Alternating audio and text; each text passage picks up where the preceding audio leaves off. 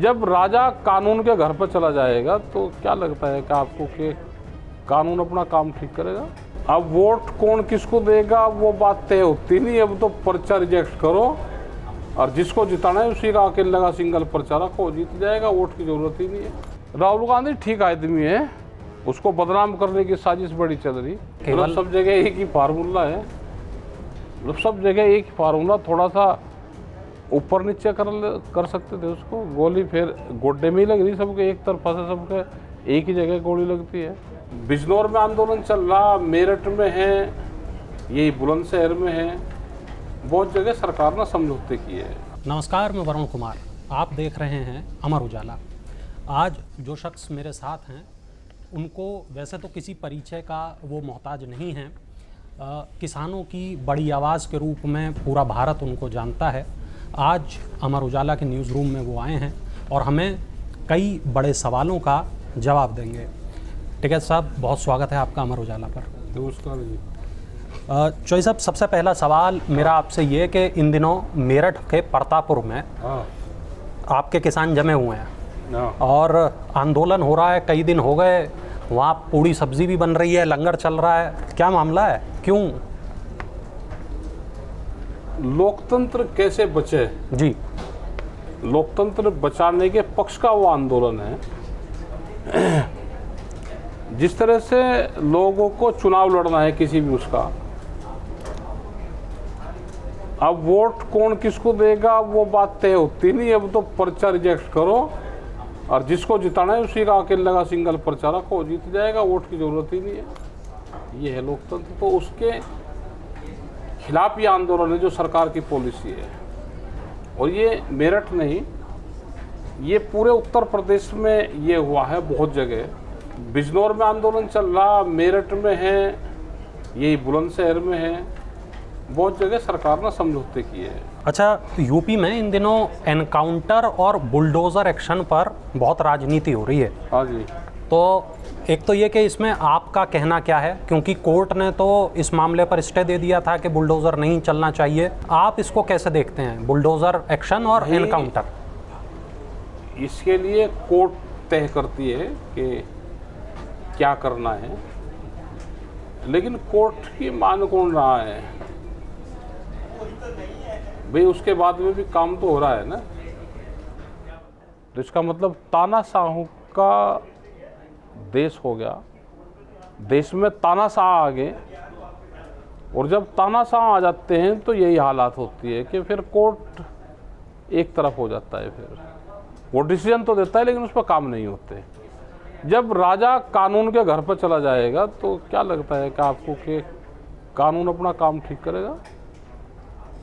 Encounter जो हो रहे हैं, अब बताओ, एनकाउंटर अगर डायरेक्ट सजा देने का अगर यही सिस्टम है तो फिर तो कोई दिक्कत है नहीं। फिर कोर्ट कचहरी की कहाँ जरूरत है? यूपी पुलिस तो कह रही है कि पहले इन्होंने गोली चलाई, हमने तो केवल सब जगह एक ही फार्मूला है। मतलब सब जगह एक ही फार्मूला। थोड़ा सा ऊपर नीचे कर सकते थे उसको। गोली फिर गोड्डे में ही लग रही सबके, एक तरफा से सबके एक ही जगह गोली लगती है। बहुत सारे अपराधी तो तख्ती लेके भी पहुंच गए। चलो ठीक है भाई, कानून को भी अपना काम करना चाहिए। और कह रहे कि जाति देख के एनकाउंटर हो रहे। चलो वो तो कहेगा, जिसको जो लगता है वो कहता रहेगा। लेकिन हमारा ये है कि कानून को भी अपना काम करने देना चाहिए भाई। कानून को सजा का भी प्रावधान है, फांसी का भी है, वो भी है। लेकिन एक डर का अगर माहौल बनाना है तो ठीक है, अपना काम करो। अच्छा, अभी हाल फिलहाल में वन नेशन और वन इलेक्शन पर काफ़ी बात हो रही है कि ऐसा होना चाहिए पूरे देश में एक साथ ही चुनाव हो जाएं। देखो, अगर देश में लोकतंत्र है और वो अपना ठीक काम करता है तो कोई दिक्कत नहीं है। लेकिन यहाँ तो तानाशाह है, यहाँ चुनाव कहाँ होंगे भाई? मोदी जिस दिन राष्ट्रपति बन जाएंगे उससे पहले वो क्लियर करना चाहते हैं सारी स्थिति। तो आपको लग रहा है कि वो राष्ट्रपति बनेंगे? लग थोड़ा रहा, मेरे को ज्योतिषी हूँ, मैं तो बता रहा हूँ कि वो राष्ट्रपति बनेंगे, उससे पहले क्लियर करना चाहते हैं वो सारे। और जब राष्ट्रपति बन जाएंगे विपक्ष की कोई सरकार नहीं चलेगी, सरकार साफ। और फिर 5 साल तक तानाशाह का राज देश में रहेगा। और 27 में बन जाएंगे, इसके बाद में वही बनेंगे। अच्छा। तो वन नेशन वन इलेक्शन पर आपका स्टैंड ये है कि अगर लोकतंत्र वो अगर लोकतंत्र हो तो कोई दिक्कत नहीं है, लेकिन ये सरकारें गिरवाएंगे, राष्ट्रपति शासन लगेगा, 1 साल की सरकार को घेरेंगे, 4 साल राष्ट्रपति शासन रहेगा, राजा देश का तानाशाह होगा। मतलब आपने ऐसा मान लिया कि ऐसा मान नहीं होगा, आप देख लेना ना, यही जो दे रहे हैं ये सब आप रिकॉर्डिंग कर लेगा। 27 में ये राष्ट्रपति बनेगा, उससे पहले सारी चीज़ें क्लियर करना चाहते हैं। विपक्ष की सरकारें गिरेंगी, देश में राष्ट्रपति शासन लागू रहेंगे और पूरे देश में राष्ट्रपति शासन को ज़्यादा पावर रहेगी, राष्ट्रपति को वो पावरें निहित करने का षड्यंत्र चल रहा है। मतलब राज्यपाल के मुख्यमंत्री अधीन आ जाएंगे, राज्यपाल के हिसाब से, राज्यपाल के हिसाब से, क्योंकि सरकार जब गिर जाएगी स्टेट गवर्नमेंट तो फिर गवर्नर रूल लागू होगा। गवर्नर रूल का मतलब है एज ए राष्ट्रपति शासन। ठीक है। अभी हाल फिलहाल में तिरुपति मंदिर के प्रसाद को लेकर बड़ा विवाद हुआ, उस पर क्या कहेंगे? देखो, मंदिर में अगर प्रसाद हो रहा है तो गलत चीज़ें हैं, नहीं होना चाहिए। मंदिर एक धार्मिक जगह है, लेकिन कंफर्म ये भी हो कि जो मंदिर के पुजारी हैं वो नॉनवेज ना खाते हो, ठीक है। जो प्रसाद बनाता हो वो नॉनवेज ना खाता हो, वो भी उनको भी गहन सा कर ले। जो बीजेपी के लोग हैं यही एफिडेविट देते हैं कि हम प्योर वेज हैं, नॉनवेज नहीं खाते। जो प्रसाद बना रहा है वो भी वेजिटेरियन होना चाहिए, सबको एफिडेविट देना चाहिए और इस पर बिल्कुल क्लियर हो। होटलों की भी बड़ी बात चल रही है, होटल पे भी हम महाराष्ट्र गए, वहाँ का कॉन्सेप्ट समझ में आया हमारी। ग्रीन उससे लिखा हुआ है तो वेजिटेरियन, रेड उससे लिखा हुआ है नॉन वेज। अगर किसी होटल पर दोनों चीज़ है तो नॉन वेज और वेज। एक ऑर्गेनिक का है, अगर किसी पर ऑर्गेनिक है तो ऑर्गेनिक भी लिखा हुआ है, तो ऐसे ही सब जगह क्लियर हो जाए। और यूपी में जो था कि दुकानों पर नाम लिखना, नाम से नहीं होगा, उसको आइडेंटिटी वो करना पड़ेगा, लिखना पड़ेगा उसको। भाई नाम तो कोई भी हो सकता है और वो नॉनवेज बनाता है और नाम उसका कुछ है, उससे क्या है, उसको लिखे, वो आइडेंटिफाई उसकी हो और वो रेड या ग्रीन उससे वो लिखे, हाईलाइटर से उसको बनाना पड़ेगा, उसको अपने उस पर लिखना पड़ेगा कि वेज है या नॉन वेज है, इंडिकेट करना पड़ेगा उसको। मध्य प्रदेश में इन दिनों सोयाबीन के किसान नाराज हैं, ऐसी खबरें हैं। खबरें नहीं, ऐसी सच्चाई है। हम मध्य प्रदेश में गए थे जी, 3,500 रुपये क्विंटल से 4,000 रुपये क्विंटल सोयाबीन का रेट है, जो आज से 10 साल पहले रेट था। सरकार का रेट है 4,990 रुपये के आसपास, उस पर भी खरीद नहीं हो रही। वहाँ के किसान की डिमांड है कि 6,000 रुपये से ज़्यादा का रेट हो। ये वहाँ पे आंदोलन चल रहे हैं पूरे मध्य प्रदेश में। सोयाबीन का किसान पूरा बर्बाद है, उसको रेट नहीं मिल रहे। मध्य प्रदेश के किसानों की जो मांग है उस पर सरकार से आप क्या चाहते हैं? आपको क्या लगता है सरकार को क्या करना चाहिए? सरकार को करना चाहिए भाई, इंसेंटिव दे दो। अगर किसी चीज़ की मार्केट डाउन है और किसान को भाव नहीं मिल रहा तो भावांतर की योजना सरकार ने चलाई थी मध्य प्रदेश में, आप उससे पूर्ति कर दो। हाल ही में सांसद हैं कंगना रनौत, हाँ, उन्होंने बयान दिया कृषि कानूनों को लेकर, उसके बाद आपने जेपी नड्डा साहब को चिट्ठी भेज जी, दी। जी। वो क्या मामला है, किस बात पे आप इतना नाराज हो गए उनसे? देखो, लगता तो ये है कि उसको ज़्यादा जानकारी है नहीं और प्रेस के लोग उससे क्वेश्चन बहुत करते हैं तो वह उलझती है क्वेश्चनों में, बचने का उसको रास्ता पता नहीं, तो उससे बयान दिया और उसी बयान को फिर हाईलाइट कर दिया। कभी वो बयान देगी कि किसान ये पैसे लेकर बैठी हैं महिलाएं, कभी वो बयान देगी कि ये खालिस्तानी है, कभी बयान देगी कि ये 3 जो काले कानून थे ये सही है, इसको फिर रिपीट करना चाहिए। तो कंट्रोवर्सी बयान अगर कोई आदमी देगा तो उससे दिक्कत तो होगी। 750 किसान शहीद हुए किसी मूवमेंट में और आप उसको कह रहे हो कि नहीं ये तो ठीक थे। कभी वो कहते हैं आज़ादी 2014 मिली, तो आज़ादी क्या मिली 2014 में जब सरकार आई तो सरकार को आज़ादी कहती है। जो हमारे शहीद हुए लोग देश को आज़ाद करवाने में 90 वर्ष आंदोलन चले देश में, तो वो आज़ादी नहीं थी। तो इस तरह के जो कंट्रोवर्शियल बयान हैं, क्या लगता है मतलब उन्हें चर्चा चाहिए इसलिए वो ऐसा बयान देती है, क्योंकि वो तो पहले से ही बहुत चर्चित हैं? भाई वो सामने आ जाती हैं तो प्रेस वाले क्वेश्चन करें, बचने का रास्ता नहीं और वो कोई ना कोई बयान उस तरह का देती है कि जो बयान हाईलाइट होता है और वो विवादित बयान रहते हैं। तो आपने जो चिट्ठी लिखी उसका कोई जवाब मिला? नहीं, हमें कोई जवाब नहीं मिला अभी। कोई जवाब की उम्मीद? इनसे क्या जवाब की उम्मीद करेंगे, हमने तो लिख दी और वो पब्लिक प्लेटफॉर्म पर डाल दी। हो अच्छा, रोक के उसको चिट्ठी लिखी उनके अध्यक्ष को, तो उसको रोकना चाहिए, विवादित बयान से बचना चाहिए। अभी सरकार ने जो तीनों कानून थे वो वापस तो ले लिए थे। हाँ जी। लेकिन अब वो संशोधन के बाद क्या दोबारा वापस आएंगे? क्या देखो, लगता है? उन कानूनों को तो कोई उसके आसपास जाएगा नहीं, चाहे ये सरकार हो या दूसरी सरकार हो, क्योंकि इतने विवादित कानून रहे हुए और उसमें पूरे देश के किसान, मजदूर, आदिवासी की उस पर निगाह थी, तो हमें नहीं लगता कि उन कानूनों को कोई लेकर आएगा फिर दोबारा। किस तरह का कानून आप चाहते हैं कि उनके बदले किस तरीके का कानून बने किसानों के लिए? क्या बदले ना, आप बनाओ ना, कानून का क्या मतलब है? आप फसलों के दाम दे दो, एमएसपी गारंटी कानून दे दो, स्वामीनाथन कमेटी की रिपोर्ट दे दो। जो फाइनेंशियल कमेटी 2011 में बनी थी उसमें उसके अध्यक्ष मेंबर आज के प्रधानमंत्री नरेंद्र मोदी थे, उस टाइम पे मुख्यमंत्री होते थे गुजरात के। 11 आदमी की वो फाइनेंशियल कमेटी थी, उसमें एमएसपी को प्रभावित लागू करने की बात कही गई थी और उन्होंने अपनी रिपोर्ट उस टाइम के प्रधानमंत्री डॉक्टर मनमोहन सिंह को सबमिट की थी। 2013 में इन्होंने अपने घोषणा पत्र में ये लेकर आए थे कि हम स्वामीनाथन कमेटी की रिपोर्ट को लागू करेंगे, C2+50 वाला फार्मूला। इन्होंने A2FL किया है जी। C2+50 की बात करी थी और वह रिपोर्ट है, उसको लागू कर दें। आज तो ये प्रधानमंत्री है, उसको लागू कर दें, 10 साल हो गए। लेकिन इन्होंने एफिडेविट दिया फिर 15 के आसपास कि हम एमएसपी को भी नहीं दे सकते। ये सुप्रीम कोर्ट में एफिडेविट दिया 2015 में, और आज एमएसपी भी उस हिसाब से नहीं मिल रही। एमएसपी का भी जो पैरामीटर्स है वो भी खराब है, किसान को नुकसान है। C2+50 वाला फार्मूला स्वामीनाथन कमेटी की रिपोर्ट को लागू करें, किसानों को लाभकारी मूल्य मिले। सरकार तो कह रही है कि हमने किसानों के लिए बहुत कुछ किया। क्या हमने किया? बिजली फ्री दी उनको। कहाँ दी? हमने उनके लिए तमाम अरे सुविधाएं कहाँ दी। दी बिजली फ्री महाराज? सोलर के जो है तमाम नई चीजें लेकर आ रहे हैं। भाई कहने को तो ये झूठ बोलने के तो मास्टर हैं, बूझने वाला कोई है नहीं। जो कह दिया वो इनका कानून। कहाँ बिजली फ्री दी वो बताओ, एक आध जगह इनसे जरा पूछोगे कहाँ बिजली फ्री दी।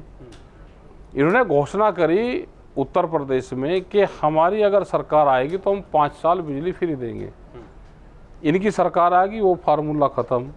फिर उन्होंने कहा उत्तर प्रदेश में मुख्यमंत्री जी ने कि हम 1 साल बिजली फ्री देंगे, वो फार्मूला ख़त्म। फिर उन्होंने कहा कि मीटर लगाएंगे। मीटर में को फ्री बिजली कैसे आती है भाई? आपके यहाँ पर लगा हुआ है मीटर, आप एक बार इसमें को दिखा दो, इसमें को फ्री बिजली कैसे आती है? भाई टेक्नोलॉजी हमारे पास तो है नहीं, आपके पास हो तो आप बताओ, हमको जानकारी दे दो। मीटर लगाने पर जोर है कि मीटर लगाएंगे जी, उसमें को फ्री बिजली देंगे।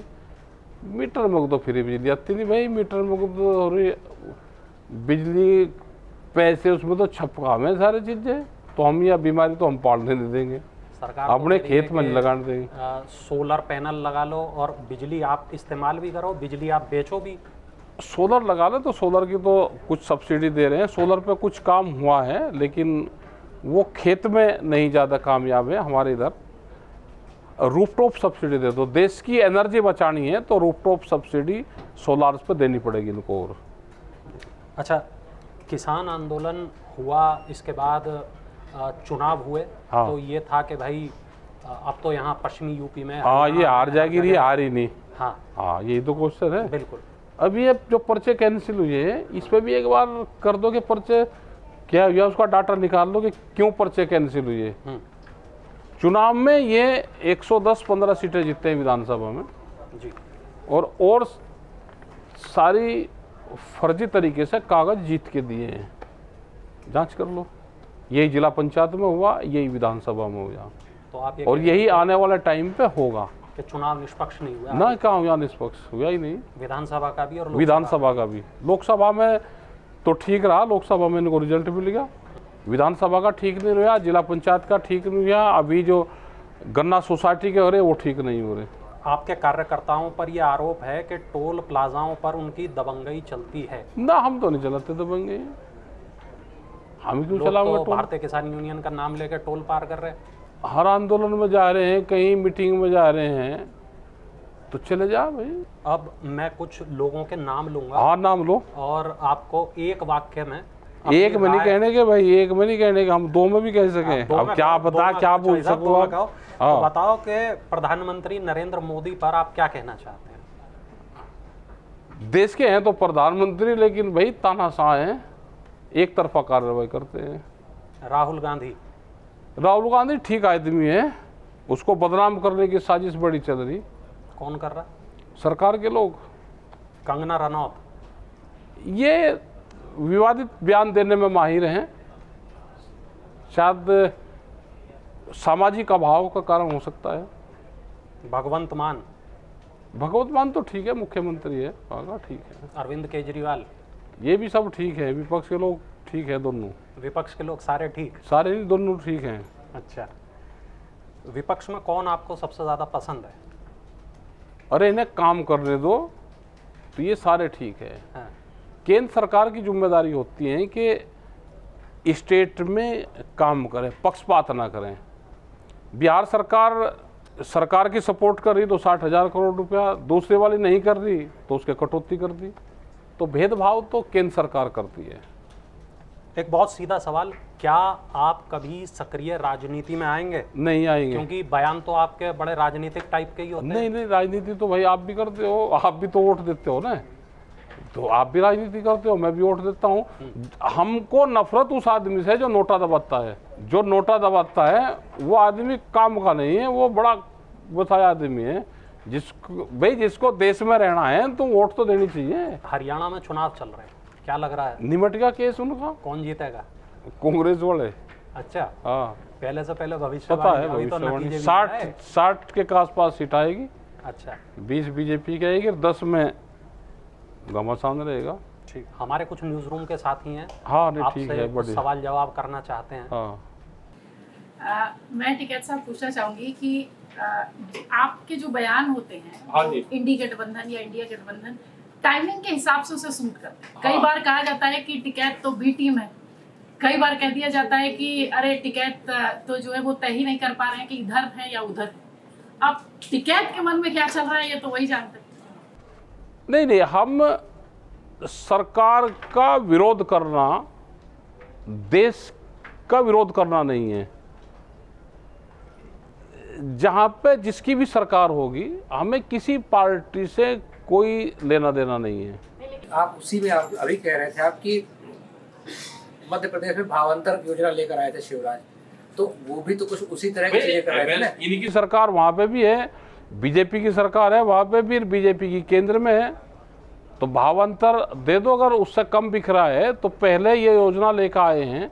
आज धान में भावांतर दे रहे हैं ना, छत्तीसगढ़ में, उड़ीसा में, चावल में दे रहे हैं भावांतर, वो कंपटीशन में दे रहे हैं, तो वो स्टेट गवर्नमेंट दे रही। और जो एमएसपी लागू है, क्या उस पर खरीदी हो रही है? सिर्फ 40% एमएसपी पे खरीद किसान की होती है और 60% उस पर व्यापारी बेचता है। जैसे बिहार के बहुत लोग यहाँ पे होंगे, बिहार के लोग होंगे, उनसे आप पता करना, जो बिहार के लोग होंगे वे किसान हैं बिहार के, वे बताएंगे नहीं यहाँ पे आपको बिल्कुल सीधे से दिखेंगे वे, लेकिन हमारे से ज़्यादा ज़मीनें उनके पास में है। बिहार में मंडी सेक्टर, बाजार समिति उसको बोलते हैं, वो ख़त्म है बिहार में, और धान 800 से 1200 रुपये बिकता है। सूरजमुखी का भी यही रेट है। वहाँ मक्का अभी 1500-1600 रुपये बिकती है। करीब 1 लाख करोड़ रुपए का नुकसान अकेले बिहार में किसान को है एमएसपी से नीचे बेचने पे। हजारों ट्रक बिहार से धान के आते हैं और पंजाब और हरियाणा में जाते हैं, सेलर्स पर जाता है, वो सस्ते में वहाँ से खरीद होती है। तो यही सब जगह हाल है। टिकैत जी, मेरा एक सवाल आपसे है। आप लंबे समय से किसान आंदोलन कर रहे थे, 3 कृषि कानून का विरोध किया, वो भी सरकार ने माना आपकी बात और वो वापस हुआ। उसके बाद अब एमएसपी की मांग समेत कई और चीजों को लेकर आपका विरोध प्रदर्शन जारी है। आपने इंटरव्यू के दौरान अभी कई चीजें कही, बार बार आपने कहा कि प्रधानमंत्री नरेंद्र मोदी तानाशाह। आपका आंदोलन हुआ, उसके बाद प्रधानमंत्री नरेंद्र मोदी ने ही 3 कृषि कानून वो वापस ले लिए, आपकी मांग को लेकर, किसानों के प्रदर्शन को लेकर के। लेकिन फिर भी आप उनको तानाशाह क्यों कहते हैं? पहला सवाल ये है कि लोकतंत्र की हत्या हो रही है और देश का राजा करवा रहा। क्या उनको पता नहीं कि क्या हो रहा? उत्तर प्रदेश के चुनाव हो रहे हैं अभी गन्ने के, ये बिल्कुल गांव के चुनाव होते हैं, गांव से इसमें डेलीगेट्स चुन कर जाते हैं। उनके सबके पर्चे कैंसिल हो गए, जो बीजेपी के लोग होंगे वो निकल जाएंगे। तो ये तानाशाह के राज्य में होता है भाई? प्रधानमंत्री मोदी नहीं, क्यों नहीं पता है भाई? और उसके राज्य में कुछ हो रहा है और उसको पता नहीं, तो ऐसे राजा का क्या संबंध? जो राजा कानून के घर में चला जाता हो तो देश में, इसका मतलब कानून भी खतरे में है।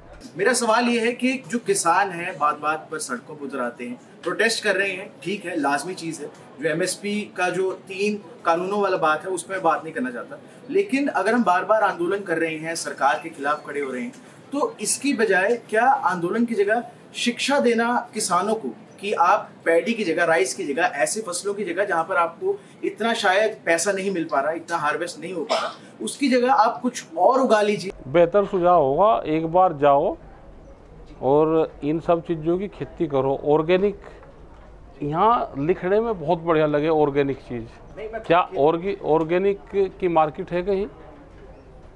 क्या ये चीज़ें जो फल फ्रूट और इसकी है, इसकी मार्केटिंग उस हिसाब से है? लोग उस सिस्टम से, उसके लिए मार्केटिंग चाहिए पूरा, उसका काम सरकार करेगी। फसल चक्र की बात आपने करी, वो बिल्कुल ठीक है कि फसल चक्र होना चाहिए, और वाटर जो है वो बहुत वहाँ पर नीचे जा रहा है, उस पर हमारा काम चला हुआ है और धीरे धीरे लोग दूसरी उस पर शिफ्ट हो रहे हैं, लेकिन उसकी भी मार्केट चाहिए। टिकैत साहब, मैं बुढ़ाना से हूँ, मुजफ्फरनगर की ही, और सवाल भी थोड़ा क्षेत्रीय रहेगा। सिसौली पहुंचे थे संजीव बालियान चुनाव के दौरान, आशीर्वाद दिया नरेश टिकैत जी का, और दूसरी ओर हरिंद्र मलिक भी पहुंचे थे। लेकिन जब परिणाम आए वो बिल्कुल उम्मीद से पलट आए। संजीव बालियान ने भी कहा था कि उम्मीद नहीं थी इस तरह के परिणाम की। क्या कारण लगता है? क्या आपका आशीर्वाद उनके साथ नहीं था? क्योंकि वो भी बालियान, हम तो नॉन पॉलिटिकल लोग हैं हम, और वहाँ पर तो सबका घर है, वहाँ पर तो सब लोग जाएंगे। एक दिन एक जाएगा, दूसरे दिन दूसरा जाएगा, तीसरे दिन इकट्ठे जाएंगे, वहाँ पर तो सब जाएंगे। हमने किसी को भी, आदमी को ये नहीं कहा कि वोट इसको देना। मेरा एक सवाल है, आपने कहा आंदोलन और आंदोलनकारी जिंदा रहने चाहिए और चलते रहने चाहिए, तो आप लोगों का नेक्स्ट स्टेप क्या है? कहाँ कहाँ कैसे कैसे करके आप लोग आंदोलन? और अपनी प्लान क्यों बताते भाई? हमारा कहाँ, देखो जहाँ दिक्कत आएगी वहीं आंदोलन शुरू। टिकैत साहब, आपके लोकसभा चुनाव से पहले और लोकसभा चुनाव के बाद जयंत चौधरी साहब के संबंध कैसे हैं? किसके? जयंत चौधरी साहब। हमारे तो ठीक थी, हमारी कोई बातचीत तो कभी होती थी हमारी, जैसे हमारे पहले थे ऐसे ही हैं। पहले भी बात नहीं होती थी कभी, अब भी नहीं होती। हमारा कोई संबंध नहीं है, जैसे दूसरे वालों से ऐसे ही उनसे है। मैं उत्तर प्रदेश के देवरिया से हूँ और एक ऐसे परिवार से हूँ जहाँ की पूरी जीविका जो है वो कृषि पे ही आधारित है। तो हम ये जानना चाहते हैं कि मतलब जो संपन्न लोग हैं वही लोग बहुत आगे आके और बढ़ चढ़ कर इसमें हिस्सा ले पाते हैं, जो भी आंदोलन वगैरह होते हैं। मेन तो छोटा किसान है, जो एमएसपी गारंटी कानून है, अगर देश में वो लागू हो जाएगा तो उन सब किसानों को उसका फ़ायदा होगा। जब कानून बन जाएगा कि जो भारत सरकार के रेट है उसके कम पे कोई व्यापारी खरीद नहीं करेगा, तो जब कानून बन जाएगा तो उससे फ़ायदा उनको सीधा मिलेगा। फिर ना किसी किसान को कम रेट में बेचना पड़ेगा, वो कानून के दायरे में आएंगे। सस्ते में अगर वो खरीद देगा तो उसके खिलाफ कानूनी कार्रवाई होगी, जेल और पनिशमेंट दोनों उसमें है, फाइनेंशियल पनिशमेंट भी होगा और उसको जेल भी होगी। तो इसीलिए हम कानून चाह रहे हैं कि एमएसपी गारंटी कानून देश में बने, तो उन सब छोटे किसानों को उसका फ़ायदा होगा। अभी जो सस्ते में बेचते हैं, आपके वहाँ पे धान पैदा होता है, धान होता है, मंसूरी धान पैदा होता है, ठीक है, वो बिकता कहाँ पे है? वो वहाँ से व्यापारी खरीदता है उसको, और वो आकर रामपुर, शाहजहाँपुर, मुरादाबाद, इन जिलों में किसान के नाम पे बिकता है। अकेले रामपुर में 11,000 किसानों के नाम से फर्जी आईडी बनी, वहाँ से धान खरीदा बिहार के बॉर्डर से, और वो सारा यहाँ हो, यहाँ 1 किलो धान भी मंसूरी धान यहाँ पे पैदा नहीं होता, और 11,000 किसानों की फर्जी होती। हमने पूरे दस्तावेज उनको दिए, लेकिन जब सरकार, अधिकारी और व्यापारी मिल जाएगा तो भाई किसान कोई भी लूटने का काम करेंगे। हमारा जो काम है हम बिल्कुल करते हैं, तथ्य के साथ हम उसके पास में देते हैं। और करीब 200 करोड़ रुपए का घोटाला अकेले रामपुर जिले में हुआ, और ऐसे ही और जिलों में भी होता है ये। टिकैत साहब, हरियाणा में विधानसभा चुनाव होने वाले हैं और वहाँ पे कांग्रेस ने अपना मैनिफेस्टो जारी किया, उसमें लिखा आज बदलेगा हालात। तो क्या लगता है कि किसानों का हालात जो है वो सिर्फ कांग्रेस ही बदल सकती है, क्योंकि बीजेपी ने भी मैनिफेस्टो जारी किया। आज सभी मैनिफेस्टो जारी करे भाई, इन्होंने जो लिखा है उसको बदले, सरकार इनकी आ जाएगी, ये बदले उसको। टिकैत साहब, मेरा आपसे ये सवाल है कि आपका धरना चुनाव के समय क्यों होता है? हमारा चुनाव से कोई संबंध नहीं है, हमारा मुद्दों से संबंध है। अभी मध्य प्रदेश में तो चुनाव है नहीं, मध्य प्रदेश में सोयाबीन का आंदोलन चल रहा है, वहाँ तो चुनाव है नहीं। मुद्दों नहीं, हरियाणा तो मूवमेंट शुरू से ही चला हुआ है। ये तो चुनाव की प्रक्रिया है, तो आती रहेगी, चुनाव की तो आती रहेगी। हमारा चुनाव से कोई संबंध नहीं है कि चुनाव से हमारा वो है। भाई छत्तीसगढ़ में 3 साल आंदोलन कांग्रेस के खिलाफ चला, आपने किसी ने नहीं कहा जी कांग्रेस के खिलाफ आंदोलन क्यों कर रहे, लेकिन 3 साल चला, और हमारे आंदोलन से ही वहाँ पे कांग्रेस गई। हमारा कोई संबंध किसी पार्टी से नहीं है। टिकैत सर, आपसे एक सवाल है, जो आप जब आंदोलन कर रहे थे तो एक समय में ऐसा लगा जो आंदोलन खत्म होने को है, लेकिन फिर आपके आंखों में आंसू आया और एकदम से फिर से आंदोलन जो है नया रूप ले लिया। ऐसा क्या हुआ था उस दिन? जो आप बताओ, आप ही तो थे वहाँ पे, भाई कौन कौन थे वहाँ पे, उनसे पूछो क्या हुआ था। जालसाजी थी, पूरे चारों तरफ जाल बुना जा रहा था, जाल। टिकैत जी, एक सवाल है, सवाल यह है कि अभी आपने इंटरव्यू के दौरान कहा कि विपक्ष के जितने भी नेता हैं सभी अच्छे काम कर रहे हैं, लेकिन आपका ही कुछ समय पहले का बयान है कि मायावती और ओवैसी बीजेपी के लिए काम कर रहे हैं। तो एक तरफ तो आप विपक्ष की तारीफ कर रहे हैं और एक तरफ फिर जो इन्होंने बुझा, मैंने उनका नाम लिया। अगर ये और का नाम बताते तो उसका बताते। मायावती तो ठीक थी, जब उसकी सरकार थी तो उसने तो 120 रुपये गन्ने के रेट बढ़ाए, उसको जो कहा उसने 2.5 साल वही काम करा। पूछ रहे थे, शायद वो आप टाल गए कि आपका पसंदीदा राजनेता कौन? नहीं, हमारा पसंदीदा राजनेता कोई नहीं है। फिल्म देखते हैं तो फिर आप कांग्रेस पे भी भरोसा नहीं करते हैं? हम किसी पे भरोसा नहीं करते भाई। नहीं, राजनीति की तरफ सवाल ले जाएंगे। आप फिल्म में देखते हैं? फिल्म पहले पूरा देख लेते थे। कंगना रनौत को छोड़ दिया जाए अगर, तो उसके अलावा कोई ऐसा है जो है कि हम किसी को नहीं, जिसका देखो, जिसका जो प्लेटफॉर्म है, जिसका जो सब्जेक्ट है, वो उसी पे ही अगर काम करे तो ठीक रहते हैं। कौन सा अभिनेता? राजनेता तो आप बता नहीं रहे, अभिनेता ऐसा है नहीं, धर्मेंद्र रहते थे पहले उस टाइम पे, जो मार धाड़ वाले से होते हैं, यही ठीक लगते हैं जी। तो बहुत देर हमारे साथ बातचीत की राकेश टिकैत साहब ने। हम चाहेंगे इसी तरह आप किसानों के मुद्दे उठाते रहें और लगातार जो आप जिस तरीके से काम कर रहे हैं उस तरह करते रहें। हमारी शुभकामनाएं आपके साथ हैं। बहुत अच्छा लगा तमाम सवालों के। धन्यवाद साहब, धन्यवाद, बहुत शुक्रिया। एक नई वीडियो में फिर किसी नई शख्सियत के साथ फिर हाजिर होंगे। आप देखते रहिए अमर उजाला।